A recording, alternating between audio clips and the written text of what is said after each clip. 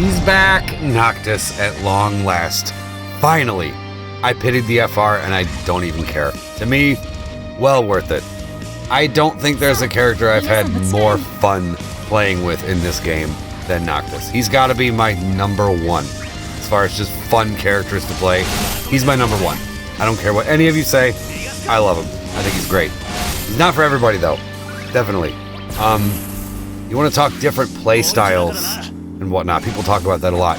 Noctis is incredibly unique to the point where he's not someone that you could just pick up and play if you don't have a good handle on the game mechanics. It's as simple as that. I have to reiterate something that Sinewave said recently in one of his videos. For a long time, especially when Noctis first got his burst in LD, there was so much hype around him. He's amazing, he's amazing, he's so good, he's so good, he's so good. All of that was true, but there wasn't really enough explanation amidst all of the hype. So plenty of people just threw their stuff at him, pulled for him, and got him and were severely disappointed. Just because they didn't really know how to play the character, because he's one of the hardest characters in the game to play.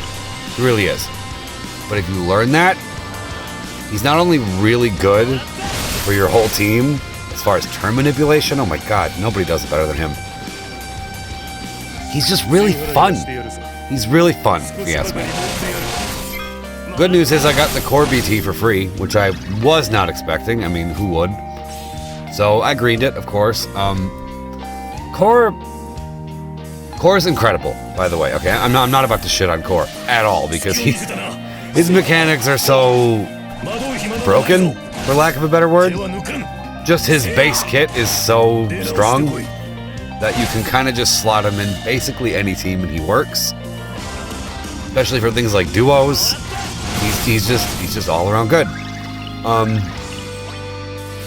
His BT effect, basically what it does, I mean, aside from the standard like Brave and HP damage up to the team, which a lot of burst effects do that to varying degrees.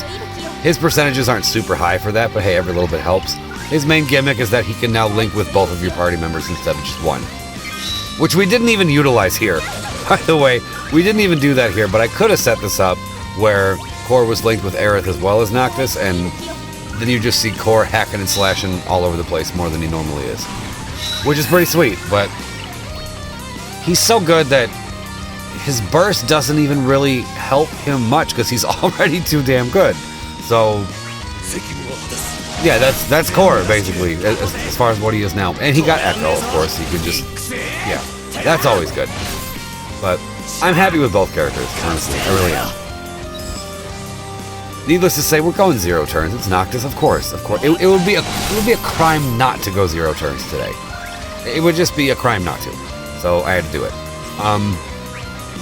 And I wanted to do it in a way that utilized the boss's mechanics. Not all of them, but at least this delay mechanic, because I think that one's the most important.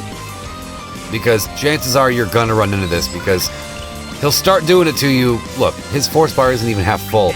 We're already delaying ourselves when we attack. There is a way to bypass this. Theologica did a video with this exact team where he brought a Chocobo summon and just launched really early, went into the Chocobo summon to build the force time gauge before he got to his, so he wasn't getting delayed. He just ignored this mechanic completely, and it was really clean.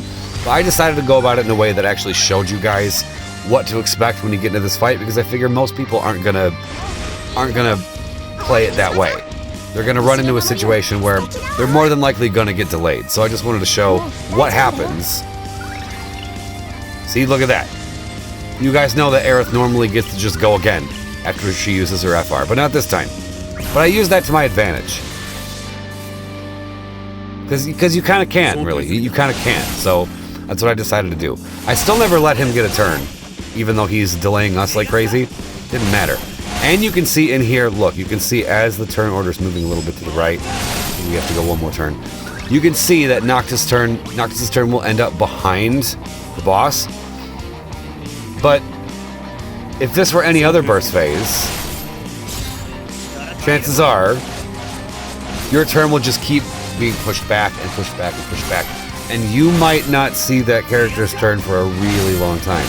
But Noctis, with the way he works, a lot of his attacks just bring his turn up in front of the enemy. Basically everything he does.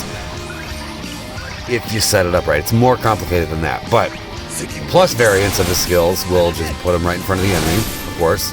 See, look, he's trying to do that, but then the mechanic delays him back, so he's at least still in plain view, whereas no one else would be if they were just spamming away in the burst phase. They would be long gone when the burst phase is over, but not Noctis. So I wanted to just showcase that as well. When we get out of here, we still have 2 echoes left with Core and Noctis, so the plan is get out of here, get our summon ready, and go in, because I gave a Sid Rain's call to Aerith. It's going to be her turn. She can just pop a quick launch, summon will be ready, and then we will nuke this guy, and then that'll be that. We did unfortunately run out of the burst effect within the burst, so we're not getting any more follow-ups in here. Noctis follow-ups, I should say. But it doesn't matter. We're doing more than enough damage. We'll be just fine. We're totally okay. And it'll be refreshed when we're done here. This was fun doing it this way, because for those who remember Noctis Zero, the Noctis Zero turns of old, you had to go into his burst phase immediately. It was like he had to go first, you had to go into the burst phase, and then end his burst phase with the LD, so that you could have Warp Step on, which is the return buff, so that you can go about the rest of the fight, keeping Warp Step on, keep it at 0. But with the FR, you have more options. You don't have to do that right away. You can actually see a Noctis burst phase do damage, and in fact way more damage than mine just did. Mine wasn't even that great, to be honest. You can do way more damage in Noctis' burst phase if you set this up correctly, and still get 0 turns. But even so, this is such an improvement from before, where you had to just waste your burst phase right at the beginning. This is great. I'm a big fan. Also, his FR also applies Warp Step, so you aren't limited to just the LDs to apply Warp Step to your team. So basically what they did to Noctis is they just updated him so that he can do what he already does, but better. They basically just souped him up so that he can keep up with the current era. And I think they did a great job doing so. So at this point, we're going to just take him out, because like I said, Noctis still has an echo, so Aerith is going to, yeah, let's just pop one of these. That way she will jump behind Core afterwards. Yep, just like that.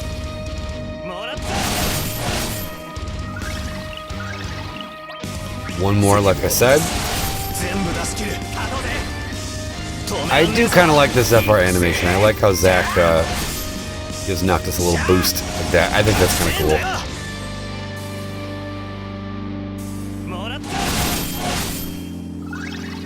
1%. Why? Just lay down. Why even bother? Don't even. Just get the hell out of here. So that's how I took this out. This banner was the banner I was most excited for all month. And even though I had to pity, I don't care. I'm just happy I got the stuff. Hope you guys enjoyed, and thanks for watching.